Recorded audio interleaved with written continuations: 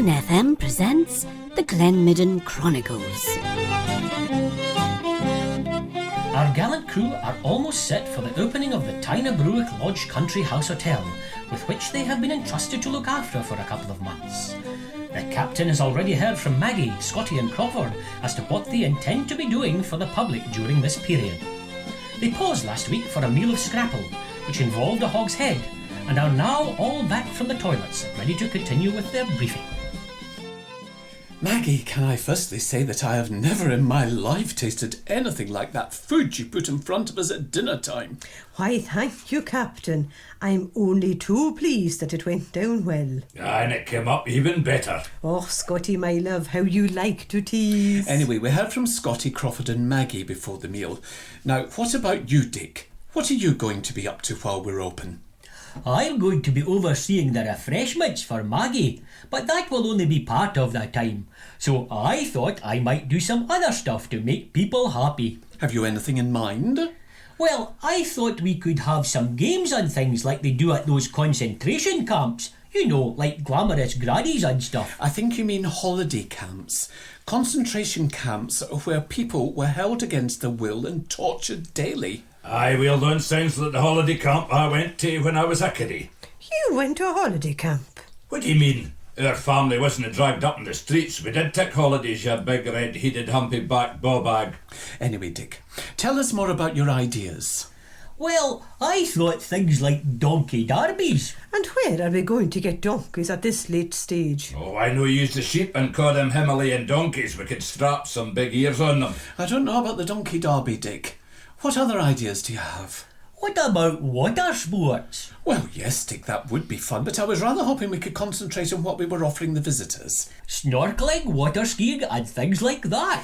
I don't think we have the facilities for such things, Dick. Well, we could get some old piping for the house and use them as snorkels. With one of Maggie's donuts round the end for their mouth, that'd work. But the donut would dissolve in the water, surely. Have you tried one of our donuts? They take about an hour to break up. OK, that's an idea then. And we could do water skiing with one of the lifeboats for the ship. But the lifeboats don't have a motor, Crawford.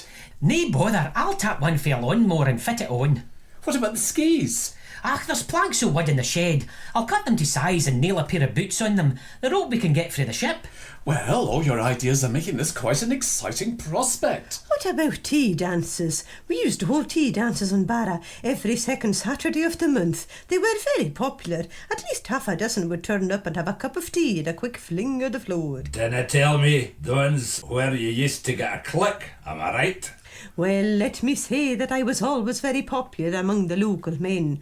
One man, young Dool he was. Oh, he was a handsome one. His father was a local fisherman who came round every Tuesday. Well, I remember him taking me up the Pleasure Beach one night. Och, those were the days. Well, I think tea dances might be a good idea. That means we need the Eriskinois to do their bit in the ballroom. We can do that. Did you want a waltz or a jig? Are those the only choices we have? Well, the thing is, my arthritis has come back quite badly, and I can't move the fingers the way I used to do. If it's a jig you're after, there could be a problem. Oh, no, isn't that a pity? I'd quite like a jig. What's she saying? She said she'd quite like a jig. Yes, nae on the truth. What are you talking about, you old beggar? She does look a bit of a pig. Though wee pokey een and thon snout. Aye, pig's the word. She said she would like a jig. A jig, you deaf old cuddy. Aye, well, I stand by what I said. She's got a face like a melted whaley. You're no oil painting yourself. Enough of this bickering. Tea dances it is. Now, Reverend, what about the chapel and the services? Well, there is a church in the township, but I have decided to hold my own in our chapel twice a day. Aye, but what about the services? Scotty, stop being so smutty. I'm holding my own services in the chapel twice a day. They will be very multi-denominational, and every Thursday afternoon will be a special heretics half hour. Well, I'm sure that will be very busy. Now, Purser, what's happening at the main gate? I have set up a new entrance fee system at the main gate. It comprises of entry to the house, £5, entry to the house with tour of gardens, £7.50, entry to house with tour of gardens and house, £10. No concessions for children or senior citizens. Isn't that a bit harsh? They use up as much here as the others. Take it or leave it. Also, if you want to park your car within a 2-mile radius of the house, then that is another £10 plus £5 per passengers. Or you can park it for free outside that radius and get a bus. Well, I'm sure that's going to attract a great many people. And what about you, Captain? What are you proposing to do? Well, of course, as mine host, I shall be doing the guided tours of the house myself. But nothing interesting has ever happened in Noon House. That doesn't stop me from telling some stories now, does it? Nothing'll stop him from telling stories. I thought of starting in the great hall where the Earl of Tyne-Bruich used to greet his guests as they arrived to spend the weekend in the country. Barons, dukes, duchesses, even queens. They'd be taken up the grand staircase to the boudoirs, while the servants would be taken up the back passage and shown theirs. The boudoirs are decked out in finery, unfortunately long gone. A huge 4-poster bed would stand where the standard double now is. A dressing table set out with all the perfumes and toilet waters of the day would be over where the MFI chest of drawers now stands.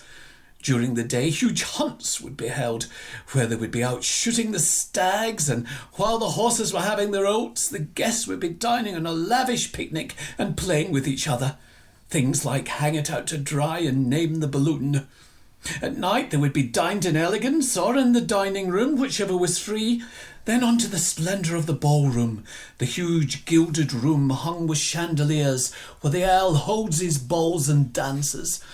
A ceilidh to rival all other ceilidhs would be the order of the day, with special guest artists and bands like Glen, Sidney Devine and the Battersea Boys. But they weren't around in Noon days. They must have been. Have you seen them recently? Aye, well, you have a point there. Yes, I think this is going to be a great adventure for us all, and make us some money. What about Sandy and Roger? Oh, indeed, I'd forgotten about them. Where are they? Sandy's in the wee room up the stairs that's being used as the radio station. He's looking through all the records. Surely you mean CDs? No, records. And I didn't mean non vinyl stuff neither. There's all old 78s, and I think there's Alex Findlay, Harry Lauder and the choir and organ of St Magnus Cathedral. Oh, and a rare recording of Fran and Anna singing in key. Maybe Roger has some cassettes or something. By the way, where is he? Oh, he's trying to get into the housemaid's dress. What?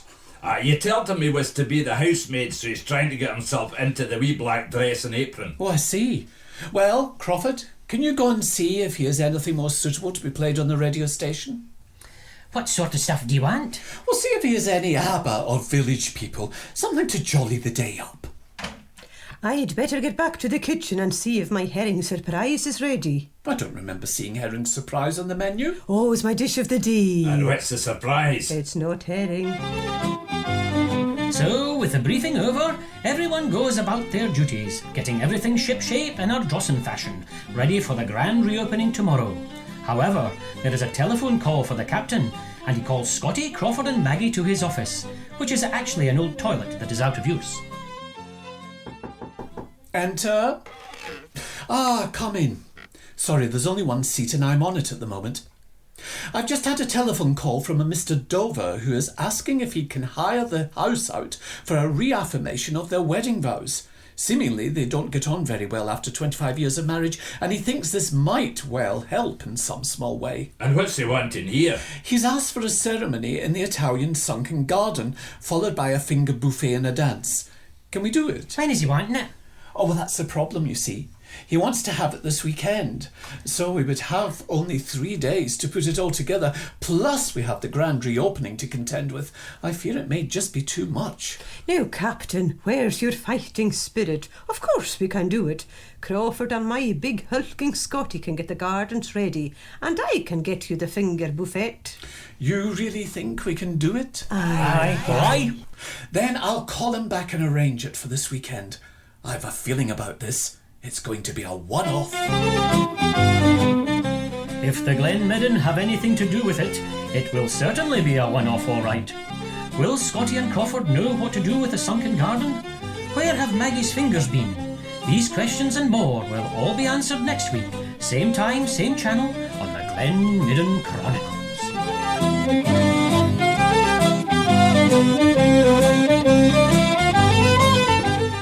You have been listening to the Glen Midden Chronicles, brought to you by Cullen FM. Voices supplied in no particular order by John Wilson, Nick Wakeham, Shona Campbell and John Grundy. The series was devised by John Grundy and written by Nick Wakeham. This has been an Old Mission House production.